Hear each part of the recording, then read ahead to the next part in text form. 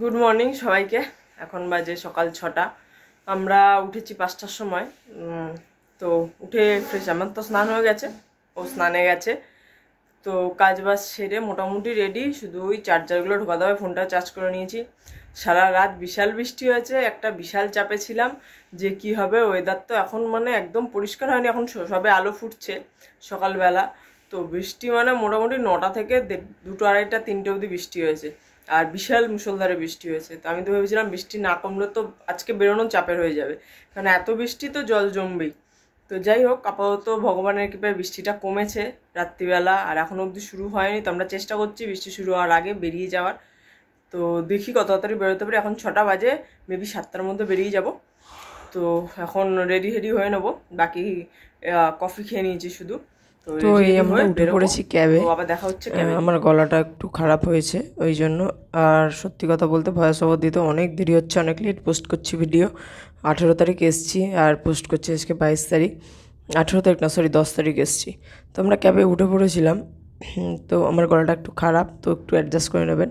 তো ওখান থেকে দিয়ে যাচ্ছিলাম। আমরা অ্যাকচুয়ালি 4-4.5 ঘন্টা আগেই পৌঁছে গেছিলাম, কারণ যদি বৃষ্টি নেমে যায় আবার তাহলে প্রবলেম হয়ে যাবে। তো ক্যাবেও একটু টাইম লেগেছিলো, প্রচুর ট্রাফিক ছিল, অফিস টাইম ছিল সকালবেলা, তো সেই কারণে। তো তো আমরা তাড়াতাড়ি পৌঁছে যাওয়া, তো একটা সুবিধা এটা হয়েছে যে আমরা পুরো এয়ারপোর্টটা ঘুরতে পেরেছি। এই জায়গাটা হলো এখানে পরপর এখন এই যে মেট্রো স্টেশন ডান দিকে যেটা দেখছেন ওটা মেট্রো স্টেশন, নামটা আমার ঠিক মনে নেই, খেয়াল করিনি আমি। তো এখানে এই মেট্রো স্টেশনগুলো রিসেন্টলি হয়েছে, নতুন কিছু দিনই হয়েছে। তো মেন যেটা ছিল সেটা আগে ছিল। তো এটা আমরা এই ওয়েস্টার্ন এক্সপ্রেস হাইওয়ে দিয়ে যাচ্ছিলাম। ওয়েস্টার্ন এক্সপ্রেস হাইওয়েটা অনেকটা মানে কন্টিনিউয়াসলি, তারপরে যেতে যেতে মাঝখানে ব্রিজটা শুরু হয় আবার শেষ হয়। তারপরে কেউ যদি মিডল দিয়ে অন্য কোনো সাইডে টার্ন নিতে চায় নিতে পারে। তো আমরা চলে যাচ্ছিলাম বেশ যেতে যেতে তাড়াতাড়ি, মোটামুটি কিছুক্ষণ টাইম লেগেছিলো। এই যে এয়ারপোর্টের এরিয়াতে ঢুকে গেছি, আর বেশিক্ষণ ছিল না। তো আমার আবার গাড়িতে একটু অভ্যেস আছে, মানে গাড়িতে বসলে একটু গা গোলায়, তো আমি সবসময় সামনের সিটেই বসি, পেছনের সিটটা অ্যাভয়েড করি। তো সেদিনকে একটু খারাপ লাগছিলো, জেনারেলি ওই কারণে আমি গাড়িটা অ্যাভয়েড করি, কারণ ওতে আমার শরীরটা একটু খারাপ হয়ে যায়। কিন্তু সবসময় সেটা সম্ভব হয় না, কখনো কখনো ক্যাব বা গাড়ি নিতে হয়। তো এই দেখতে পাচ্ছেন এই জায়গাটা অসাধারণ লাগছিলো যেতে, দুদিকে গাছপালা। আর এই দেখুন একদম এয়ারপোর্টের সামনে চলে এসেছি। তো আজকের ভিডিওটা একটু লং হবে, তো স্কিপ না করে প্লিজ পুরোটা দেখবেন, আশা করছি ভালো লাগবে।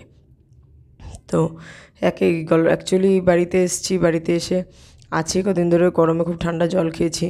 আমি যখন ভিডিওটা করছি তখন আমি অলরেডি নবদ্বীপ মানে শ্বশুরবাড়িতে চলে এসেছি, মানে অডিওটা যখন দিচ্ছি। তো এই দেখতে পাচ্ছেন আমরা এই নামবো আর কি, আমাদের একদম বিস্তারা গেটের সামনেই নামিয়েছিল, কারণ আমরা ওইভাবেই ক্যাবে লোকেশান দিয়েছিলাম। যেই কারণে আর প্রচুর ভিড় ছিল, প্রচুর মানুষ ছিল ইন্টারন্যাশনালে যাওয়ার, ডোমেস্টিকে যাওয়ার। আমরা যেহেতু অনেক আগে এসেছিলাম, আগের ফ্লাইটেরও লোকজন ছিল। তো আমরা বোর্ডিং পাস নিয়ে নিয়েছিলাম, ব্যাগ দিয়ে দিয়েছিলাম, কারণ যখন এসেই গেছি শুধু শুধু ব্যাগ নিয়ে বসে থেকে লাভ নেই, কারণ আমাদের খিদেও পেয়ে গেছিলো, আমরা বাড়ি থেকে সেরকম কিছু খেয়ে আসিনি।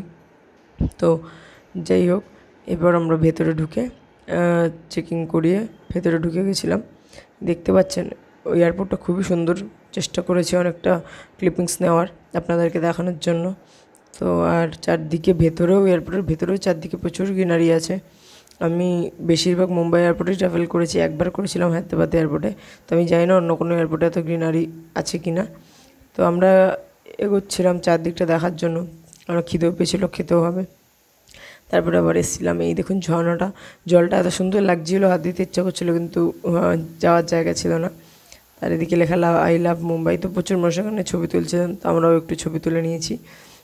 আমি কমই ছবি তুলি, আমি বেশি ছবি তুলি না, আমি ছবি তুলে দিই, ওটাই আমার ভালো লাগে। আর এই দেখতে পাচ্ছেন সব লোকজন, ভিউটা সত্যি খুব সুন্দর, আপনাদেরও খুব ভালো লাগবে। দেখতে থাকুন আর সঙ্গে থাকুন।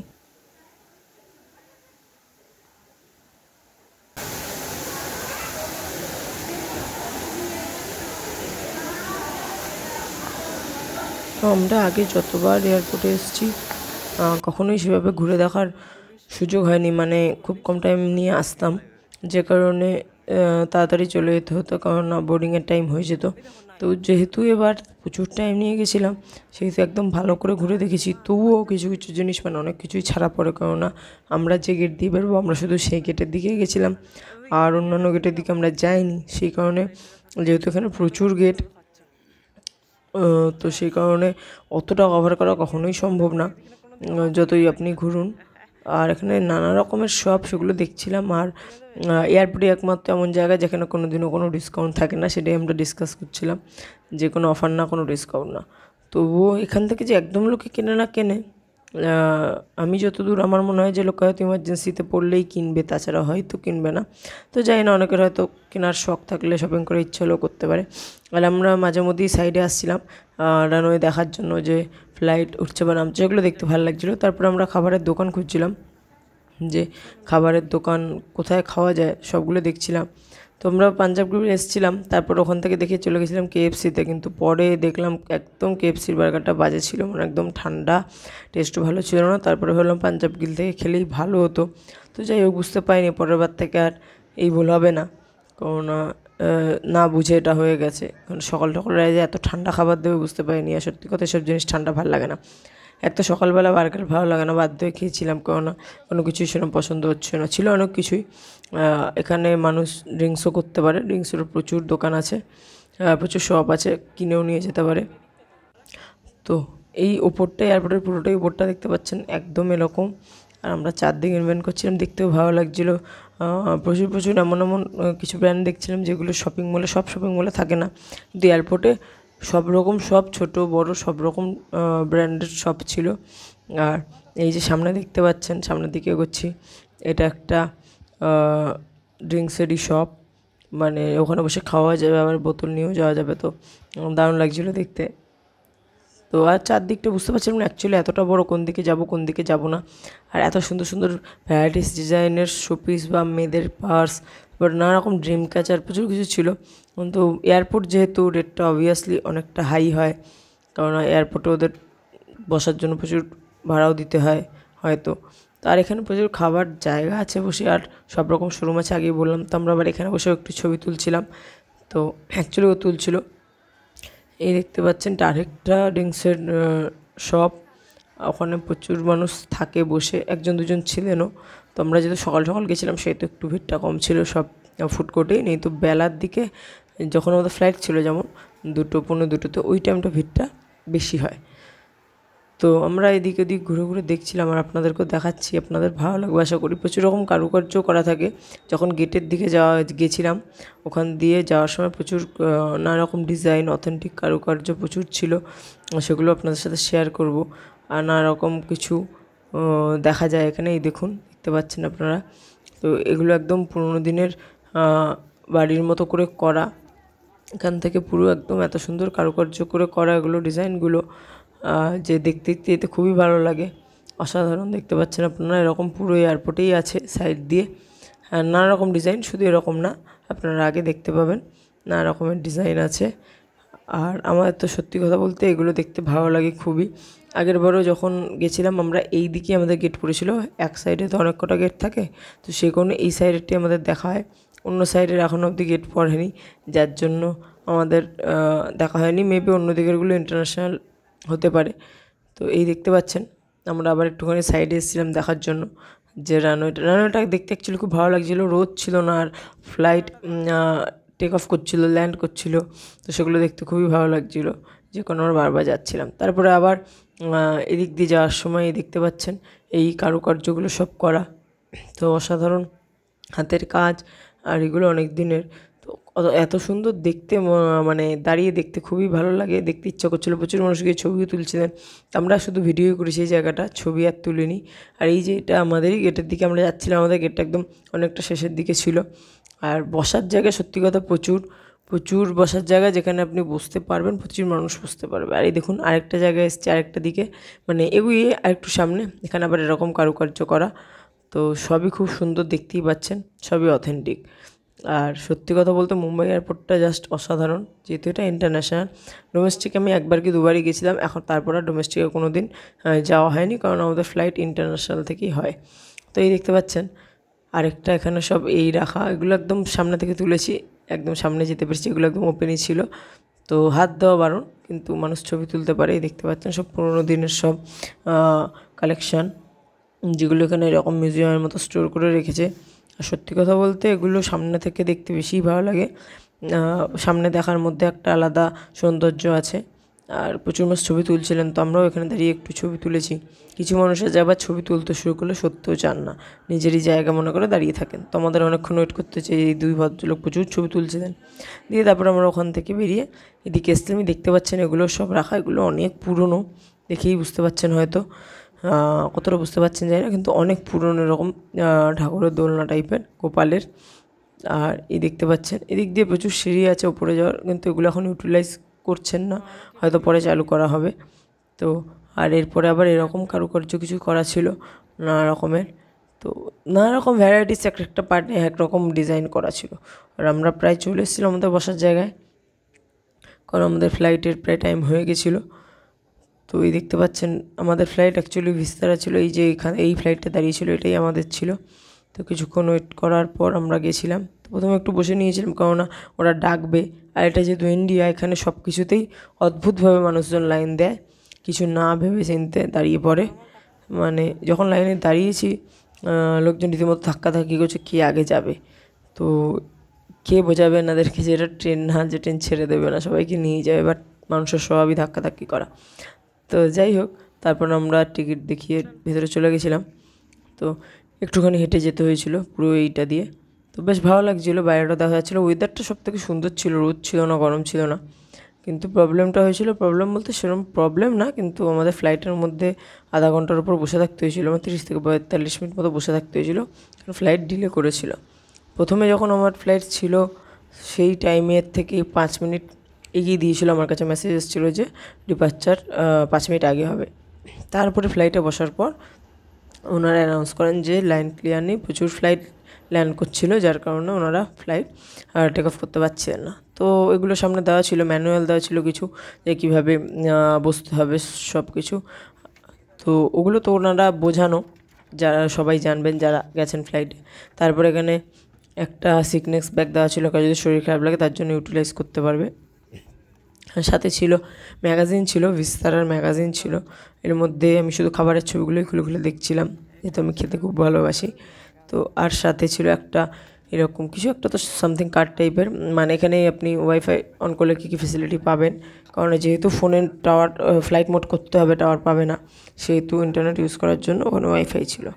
তো আমরা আর ওয়াইফাই ইউজ করিনি, কারণ আমরা সত্যি কথা বলতে প্লেনে উঠলে ওই জার্নিটাকে এনজয় করি, সোশ্যাল মিডিয়া অ্যাক্টিভ হই না, কারণ ভালো লাগে না, যেটা যেখানে যাচ্ছে সেটা দেখতেই ভালো লাগে। আর এখানে লাইটের কালারটা দেখুন, এত সুন্দর লাগছিলো দেখতে, আর সাথে খুব সুন্দর ধোঁয়া, খুব ধোঁয়া বেরোচ্ছিলো, অনেকটাই ধোঁয়া বেরোচ্ছিলো। তো খুব বেশি যে ছিল তা নাকি, বাট দেখতে ভালো লাগছিলো। আর আমরা বসে বসে ওয়েট করছিলাম, তো অ্যানাউন্সমেন্টও হচ্ছিলো বারবার যে আপনাদের ফ্লাইট ওয়েট করতে হবে, মানে ডিলে হচ্ছে। 15 মিনিট থেকে 20 মিনিট বলেছিল, কিন্তু 30 থেকে 40 মিনিটের বেশি হয়েছিল। দিয়ে এবার আমাদের ফ্লাইট ছাড়ার টাইম হয়ে গেছিলো, একটা ফ্লাইট লাস্ট ল্যান্ড করলো, এরপরে আমাদের ফ্লাইটটা ছেড়েছিল। তো একটু অনেকটা গিয়ে তারপরে ফ্লাইটটা ছেড়েছিল। অ্যাকচুয়ালি রানওয়েটা যেহেতু অনেক বড়, তো ইন্টারন্যাশনাল ডোমেস্টিকের রানওয়ে আলাদা। তো এই দেখতে পাচ্ছেন ফ্লাইট ছেড়ে দিয়েছে। আর এই জায়গাটাই আমার সবথেকে বেশি ভালো লাগে, যখন ফ্লাইটটা টেক অফ করে। নিচের বাড়িঘরগুলো এত সুন্দর লাগে দেখতে, আস্তে আস্তে ছোটো হয়ে যায়, কারণ যারা প্যারাগ্লাইডিং করতে পারে বা স্কাই ডাইভিং করতে পারে তাদের জন্য তারা ওইভাবে দেখতে পারে, কিন্তু আমাদের অত সাহস নেই যে আকাশ থেকে লাফ দেবো, মানে প্লেন থেকে লাফ দেবো, তো সেই কারণে আমাদের এইভাবেই দেখতে হয়। আর এই যে দেখতে পাচ্ছেন, আপনারা দেখুন, ভিউটা এনজয় করুন, অসাধারণ ভিউ, খুব ভালো লাগবে আপনাদের। যারা গেছেন তারা তো অবশ্যই দেখেছেন, যারা যাননি তারাও নিশ্চয়ই যাবেন। তো এই ভিউটা এখন দেখুন, এনজয় করুন, খুব ভালো লাগবে আপনাদের। তো আমাদের তো সবসময় খুব ভালো লাগছিলো, এটা তো খুব সুন্দরই। এরপরে যখন মেঘের মধ্যে যাবে প্লেনটা, তখন আরও সুন্দর লাগবে। জাস্ট মনে হচ্ছিলো যে বেরিয়ে গিয়ে যদি মেঘগুলোকে ধরতে পারতাম খুব ভালো হতো। আর সত্যি ইনভেনশন কি, যে এত কম টাইমের মধ্যে পৌঁছে যাওয়া সত্যি বিশাল ব্যাপার। আর ওপর থেকে এত সুন্দর বাড়িঘর দেখতে, তো মানে এত ছোট ছোট দেখতে খুবই সুন্দর লাগে, খুবই, মানে অ্যাকচুয়ালি আমি বাচ্চা নই, কিন্তু আমারও খুব মজা লাগে। তো জানি না কার কার মজা লাগে। তো এই দেখতে পাচ্ছেন অনেকটা উপরে চলে গেছিলাম। তো আমরা যখন ফ্লাইটটা টেক অফ করেছিল তখন পুরো মেঘলা ছিল, কিন্তু ধীরে ধীরে আমরা যাওয়ার পর আস্তে আস্তে আমরা রোদ পেয়েছিলাম, পুরো রোদ পড়ছিল আমাদের ফ্লাইটের উপর। তো এই দেখতে পাচ্ছেন। তো তারপর এমনি অ্যানাউন্স হচ্ছিলো যে সিট বেল্ট এখন খুলে ফেলতে পারেন, তো সে কারণে আমরা এই জায়গার অডিওটা রাখিনি, মেন অডিওটা পুরো অফ করে দিয়েছি আমি, কারণ জানি না যদি কপিরাইট ক্লেম হয় সেই কারণে।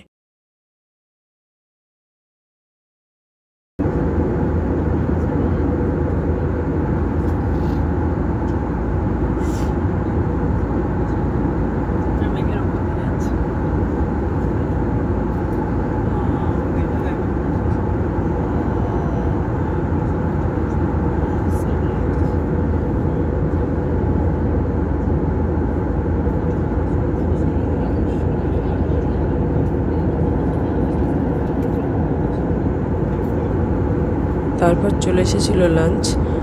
তো আগেরবার যখন আমার বর বা আমাদের বাড়ি দিতে এসেছিলো, মানে 1.5 বছর আগে, তখন লাঞ্চে ননভেজে দিয়েছিল চিকেন বিরিয়ানি। তো আমি ভেবেছিলাম এবার হয়তো তাই দিবে, কিন্তু না, এবার দেয়নি, এবার তো ননভেজ ভেজ একসাথে করে দিয়েছে।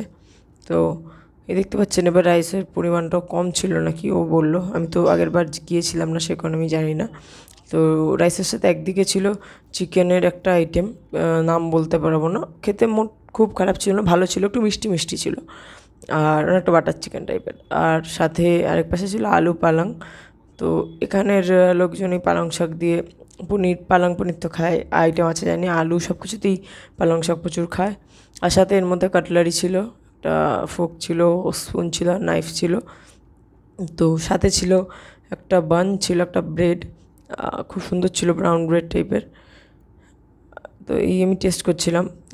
পালং আলুটা আমি খেয়েছিলাম অলমোস্ট অনেকটাই, আমার বর খায়নি সেভাবে, কারণ ওর ভালো লাগেনি। তো আর এই দেখতে পাচ্ছেন ডেজার্টে একটা কেক দিয়েছিল, খুব সফট ছিল কেকটা, আর ভেতরে আমুলের একটা মিঠাই মেট যেটা হয় সেটা অনেকটা ওরকম একটা দেওয়া ছিল, আর সাথে জল দিয়েছিল। তো খেতে মোটামুটি খারাপ ছিল না, বান দিয়ে বাটার দিয়েছিল, বান দিয়ে বাটার দিয়ে লাগিয়ে খেয়েছিলাম। বাকি সব টেস্ট খুব সুন্দর ছিল। তো তারপরে দিয়েছিল চা আর কফি। সত্যি কথা বলতে আমি কফি নিয়েছিলাম, বাট আমি এক্সপেক্ট করিনি এত বাজে হবে। তো কফিরও টেস্ট পাচ্ছিলাম না, চিনিরও টেস্ট পাচ্ছিলাম না, মানে আমার অ্যাকচুয়ালি পার্সোনালি ভালো লাগেনি। চাটা তুলনামূলক একটু ভালো ছিল, আমি টেস্ট করেছিলাম, ও চাই নিয়েছিল, কফিটা একদম ভালো ছিল না, টেস্ট একদম বাজে ছিল। তো কিছু করার নেই, এখানে যা দেবে তাই খেতে হবে। তো এর পুরোটা খেয়েও ছিলাম না, কারণ আমি আবার মানে এমন কফি একটু স্ট্রং ছাড়া খেতে পারি না, ওরা খুবই কম দিয়েছিল, স্ট্রং লাগছিলই না, তো সেই কারণে। তো ওর ভালো লেগেছিলো চাটা, চা খাওয়া মানুষ, চা ভালোই লাগে, তো আমার ভালো লাগেনি। চাটা সামান্য ভালো লাগলো, কফিটা একটু ভালো লাগেনি। তারপর আমরা দেখতে দেখতে কথা বলতে হতো, মাঝে কিছুক্ষণের জন্য ঘুমিয়ে পড়েছিলাম, জেনারেলি ঘুমোই না, কিন্তু অনেক সকালে উঠে বেরিয়েছিলাম বলে কিছুক্ষণের জন্য একটু ঘুমিয়ে পড়েছিলাম। আর আমাদের না 2টো জানলা পড়েছিল, একটা একটু সামনে, একটা একটু পেছনের সিটের একদম যেখানে হেলান দেয় ওই সোজাসুজি, যে কারণে আমরা 2টো জানলা পেয়েছিলাম, একদম সাইডে পড়েনি। তো এবার আমাদের নামার সময় হয়ে গেছিলো আস্তে আস্তে, এবার কলকাতায় ঢুকে গেছিলাম। তো উপর থেকে দেখতে পাচ্ছিলাম, ভালো লাগছিলো অনেকক্ষণ মেঘের মধ্যে দিয়ে আসার পর, আর মেঘের ভিউটা আপনারা দেখলেন কতটা সুন্দর ছিল। তো পুরোটা তো দেখানো সম্ভব না একটা ভিডিওতে, কিন্তু আমরা অনেক ভিডিও করেছিলাম, বাড়িতে সবাইকে দেখিয়েছি। তো এই দেখতে পাচ্ছেন। তো বেশ ভালো লাগছিলো যে অনেক দিন পর কলকাতায় এলাম, আর ওপর থেকে কলকাতা দেখতে পাওয়া একটা আলাদাই আনন্দ লাগে যে চলে এসেছি কলকাতায়। তো এই যে ট্রেনটা আমাদের ঢুকে গেছিলো রানওয়েতে। তো যেটা আমি এখানে এসে বুঝলাম, আমাদের কলকাতার রানওয়ে আর মুম্বাই রানওয়ে, যেহেতু আমি অন্য জায়গায় আর দেখিনি এয়ারপোর্টে, মধ্যে অনেক তফাৎ। এখানে রানওয়ের পিচও অতটা স্মুথ না যতটা মুম্বাইতে স্মুথ, আমি জানি না কেন। জেনারেলি এয়ারপোর্টের রানওয়ে পিচ তো স্মুথ হওয়া উচিত, কিন্তু তুলনামূলক একটু কম, যেটা আমি দেখতে পাচ্ছিলাম। তো ওখান থেকে আমরা নেমে বাসে উঠেছিলাম, সবাই বাসে যায়নি, কিছু মানুষ ওই সামনে দিয়ে ডাইরেক্ট বেরিয়ে গেছিলো, অ্যাকচুয়ালি আমাদের সিট পেছন দিকে ছিল, যারা সামনের দিকে সিট ছিল সামনের গেট দিয়ে বেরিয়েছে তারা ডাইরেক্ট চলে গেছিলো ভেতরে, আর আমাদের আবার বাসে করে নিয়ে গেছিলো যারা আমরা পেছনের গেট দিয়ে বেরিয়েছি। তো আমরা জানতাম না এরকম হবে। তো যাই হোক, কোনো অসুবিধা হয়নি, 2-3 মিনিটের ব্যাপার ছিল, বাসে লোক উঠতেই যা টাইম লেগেছিলো। তো আমরা দিয়ে উঠে বসে পড়েছিলাম, কেননা 2-3 মিনিট হলেও ওয়েট বেশ কিছুক্ষণ করতে হয়েছিলো, সবার নামার অপেক্ষা করতে হয়েছিলো, সেই কারণে। আর এই দেখতে পাচ্ছেন আমাদের ভিস্তারার ফ্লাইট ছিল। তো মানুষজন আসছিলো আস্তে আস্তে, মানুষজনও বোঝেনি যে বাসে নিয়ে যাবে। তো আমরা বসে পড়েছিলাম, বেশ ভালো লাগছিলো বসে, কেননা এয়ারপোর্টের বাসগুলো বেশ ভালো হয়। এরকম বাস মুম্বাইতেও এরকমই সব বাস হয়, এসি বাস যা হয় সব এরকমই হয়। আমি কলকাতার এসি বাসে অনেক কাল আগে চড়েছিলাম, তাই আমার ঠিক মনে নেই যে কীরকম হয়। কলেজে পড়তে চড়েছিলাম। তো দেখতে পাচ্ছেন অলমোস্ট চলে এসেছি। একটুখানি রাস্তাই ছিল, জাস্ট ঘুরিয়ে সামনেটুকু আনা, হাঁটিয়ে তো রানওয়ে দিয়ে আনা সম্ভব না, সেই কারণে ওরা বাস দিয়ে নিয়ে এসছে। আর তাছাড়া ডিস্টেন্স এমন কিছু বেশি ছিল না। তো আমরাই চলে এসেছি। কিছু মানুষ দাঁড়িয়েছিল, কারণ অনেকেই উঠেছিল, বসার জায়গা সবাই পায়নি। আর এই দেখতে পাচ্ছেন একদম সামনে। তো বেশ ভালো লাগছিলো যে অনেক দিন পর কলকাতায় এসেছি। আর নেমে খুব গরমটাও পেয়েছিলাম। তো যখন আমি অডিওটা দিচ্ছি, আপনারা যখন ভিডিওটা দেখবেন তখন আমি নবদ্বীপে আছি, এবং নবদ্বীপে আজ খুব বৃষ্টি হয়েছে। মানে আমি ভিডিওটা আপনার আপলোড করছি 21 তারিখ, তো 20 তারিখে আমি অডিওটা দিচ্ছি। তো এদিন খুব বৃষ্টি হয়েছে নবদ্বীপে, একদম ঠান্ডা ওয়েদার হয়ে গেছে। করে আমি আমার বাপের বাড়িতে যতদিন ছিলাম একদম গরম ছিল, আর যে কারণে ঠান্ডা জল খেয়ে আমার গলাটা পুরো খারাপ হয়েছে। আপনারা ভয়েসে বুঝতেই পারবেন আমার গলাটা পুরো অন্যরকম লাগছে। তো ভেঙে গেছে পুরো গলাটা। তো আমি তো ভেবেছিলাম কথাই হয়তো বলতে পারবো না, কিন্তু কথা বলতে পারছি। তো যাই হোক, কী আর করা যাবে, আস্তে আস্তে গলাটা ঠিক হয়ে যাবে। এখন এখানে আর ঠান্ডা জল সেভাবে খেতে হচ্ছে না, মাঝে মধ্যে খাচ্ছি, তাও মিশিয়ে। বাড়িতে থাকতে পুরো ডাইরেক্ট খাচ্ছিলাম। তো এই আমরা ট্রলি নিচ্ছিলাম, ব্যাগ আসবে বলে। আর আমাদের সাথে যেটা হয় সবসময়, আমাদের ব্যাগ একদম লাস্টে আসছে, মানে ওয়েট করে করে সবার ব্যাগ আসছে। এমনও ব্যাগ আসছিল যাদের ব্যাগ মানে ঘুরেই যাচ্ছে, তারা নেই, যায় না তারা কোথায় ছিল। কিন্তু আমাদের ব্যাগ আর আসছিল না। অনেক অপেক্ষা করার পর আমাদের ব্যাগ এসছে। দিয়ে আমরা এখান থেকে বেরোচ্ছিলাম, দিয়ে অনেক মানুষ দাঁড়িয়ে ছিল। দিয়ে আমরা বেরিয়ে ওয়েট করছিলাম গাড়ির জন্য। বাবা গাড়ি নিয়ে গেছিলো, তো বাবার একটু দূরে ছিল, তো ওই জন্য আমাদের কিছুক্ষণ ওয়েট করতে হয়েছিল। দিয়ে তারপর চলে আসার পর গাড়িতে উঠে গেছিলাম। দেখতে পাচ্ছেন প্রায় 1.5 বছর পর বাবার সাথে দেখা। বাবা আমাদের দেখলো, আমরাও দেখলাম। তো আমাদের তো ভালোই লাগে এত বছর পর দেখলে, স্বাভাবিক ব্যাপার। তো বেশ কলকাতার রাস্তা দিয়ে যাচ্ছিলাম, বেশ ভালো লাগছিলো। অনেক দিন পর কলকাতার রাস্তায় এরকম, জেনারেলি আমাদের কলকাতায় গাড়িতে যাওয়া হয় না, কারণ আমরা যেহেতু ট্রেনেই বেশি ট্রাভেল করি, হাওড়া থেকে, নবদ্বীপ থেকে। এই আমাদের কলকাতায় গাড়িতে চড়া একদমই হয় না। তো একমাত্র এয়ারপোর্ট থেকে গেলেই তো তখনই হয় চড়া। তো যাই হোক বন্ধুরা, আজকের মতো ভিডিও এখানেই শেষ করছি। আমাদের আজকের ভিডিও কেমন লাগলো জানাবেন, আর আরও নতুন নতুন ভিডিও পেতে আমাদের চ্যানেলটাকে সাবস্ক্রাইব করে দেবেন। Thank you so much.